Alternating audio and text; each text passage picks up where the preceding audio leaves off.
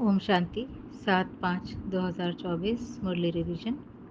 बाबा शांति ओम शांति के अर्थ से शुरू करते हैं। आत्मा शांत स्वरूप सितारा है, प्रकृति के बीच चमकता इतनी छोटी बिंदी जो किसी को भी पता नहीं। कितना बड़ा वंडर है कि यही आत्मा शरीर से पाठ बजाती है। आगे बाबा कहते हैं कि जो बहुत अच्छी सर्विस करते हैं, बाबा उन्हें बहुत प्यार करते हैं। वो बाबा के दिल पर चढ़ते हैं और उनको बाप से करंट मिलती है। करंट मतलब पावर मिलती है तमो प्रधान से सतो प्रधान बनने की। उनकी बुद्धि में ज्ञान की समझ बढ़ती जाती है, ज्ञान का प्रकाश बढ़ता जाता है और सतो प्रधानता फिर बढ़ती जाती है। बाबा कहते हैं कि तुम बच्चों को, जिनको बाबा पढ़ा रहे हैं, तो सारा ड्रामा का राज, सारे झाड़ का राज बुद्धि में बैठ गया है, फिर भी पावन बनने में टाइम क्यों लगता है। बाबा कहते हैं कि नॉलेज और वर्षा लेने में तो टाइम नहीं लगता, लेकिन पवित्र बनने में ही टाइम लगता है, क्योंकि मुख्य तो है याद की यात्रा।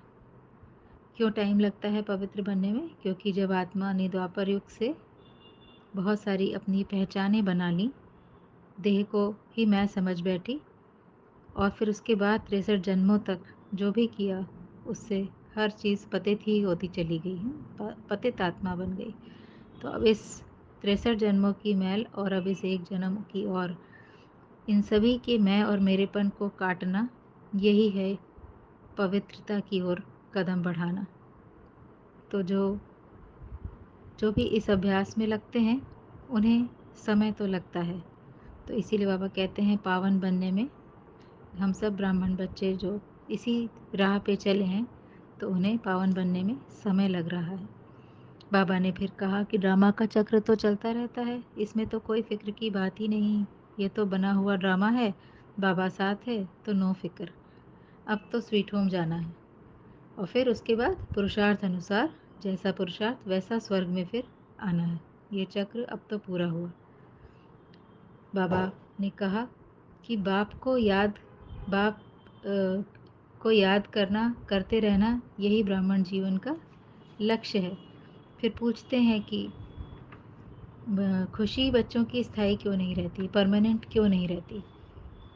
तो स्पष्ट किया कि जिनकी बुद्धि बाह्य मुक्ता में, बाहरी दुनिया में ज़्यादा है, तो वो, और जो बाहर की दुनिया है वो चेंजिंग है, एवर चेंजिंग, अर्थात जो ड्रामा है वो पल पल बदल रहा है, तो उसके अनुसार उनकी स्थिति भी अगर उस पर डिपेंडेंट है तो बदलती रहती है। इसीलिए बुद्धि स्थिर नहीं रहती, तो माया के तूफान लगते हैं। और ये भी कहा कि जब तक कर्म अकर्म नहीं बनते तब तक खुशी स्थायी नहीं रह सकती। माया के तूफान कैसे लगते हैं? कि जब भी बच्चे चाहते हैं कि वो याद में बैठें, क्योंकि अब पता है कि आधा कल्प राम राज्य चला और आधा कल्प रावण राज्य, तो अब रावण राज्य से राम राज्य में जाना है, तो राम को याद करना है और राम के साथ रहना है, राम की बात करना है। लेकिन जब याद करने बैठते हैं तो, या पुरुषार्थ करते हैं, उस ओर कदम बढ़ाते हैं, तो संकल्प ऐसे आते हैं मन में कि अभी नहीं, कल से, या ये तुमसे नहीं होगा, बहुत मुश्किल है, बड़ा लंबा प्रोसेस है। ऐसे ऐसे कमज़ोर संकल्प जो उठते हैं, यही माया है। और फिर बाहर की दुनिया में आकर्षित होना, जिससे कि और ही पुरुषार्थ में जो है वो धक्का लगता है और याद स्थिर नहीं रहती, और फिर खुशी भी परमानेंट नहीं रहती है। बाबा ने कहा कि जब तक कर्म अकर्म नहीं होते तब तक स्थायी खुशी रह नहीं सकती। कर्म के ऊपर डिपेंडेंट है, अगर हमारी कर्म के फल के ऊपर अगर हमारी स्थिति डिपेंडेंट है, तो फिर खुशी भी स्थायी रह नहीं सकती। फिर बाबा ने कहा कि हर कर्म में याद समाई हो, ऐसा ऐसा हमें पुरुषार्थ करना है कि हर कर्म में याद समाई हो, जिसकी युक्ति भी बताते हैं कि ट्रस्टी बनकर काम करो, निमित्त बनकर काम करो। ये मेरा नहीं है, संस्कार मेरे नहीं हैं, देह की दुनिया, इन सब को छोड़ने का समय आ गया है, जो बाबा ने कल की मुरली में भी बताया। तो बाबा तो बेहद का वैराग्य दिलाने आए हैं ना। तो कहते हैं देखते हुए नहीं देखो, सुनते हुए नहीं सुनो। तो माना इस दुनिया से चलने का समय आ गया है। इस दुनिया में निमित्त मात्र इन्वॉल्वमेंट हो तब याद बैठेगी और तभी खुशी बढ़ेगी। बढ़ेगी अर्थात स्थायी रहेगी। आत्मा जो है कर्म या कर्मफल के साथ जब भी स्वयं की खुशी या सक्सेस को आइडेंटिफाई करती है तो उसकी स्थिति ऊपर नीचे हो जाती है। तो देह भान से रहित मतलब कि डिज़ायरलेस होकर के।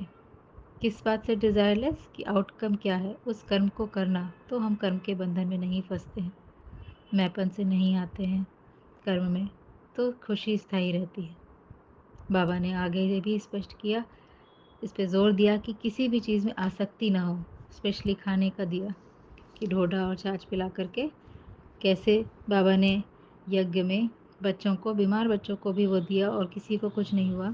तो बाबा ने कहा किसी भी चीज़ में आसक्ति ना हो, क्योंकि आसक्ति है तो फिर कहीं ना कहीं से कोई ना कोई गेट खुल जाता है माया के आने का।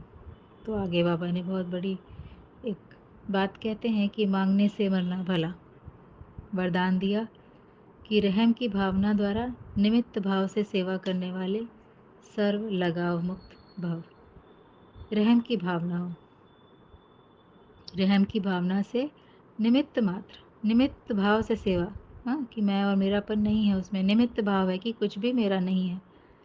तो ये तभी होगा जब आत्मा आत्मा को देखेगी।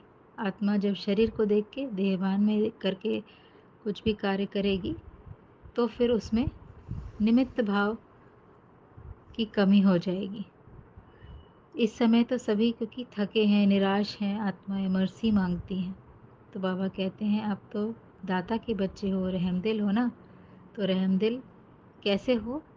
कि आप सहज निमित्त भाव से लगाव मुक्त होकर के रहम की भावना, रहम की भावना हो। कैसे हो? लगाव मुक्त, खुद उसमें ना फंस जाएं, क्योंकि लगाव मुक्त में देहभान नहीं होता।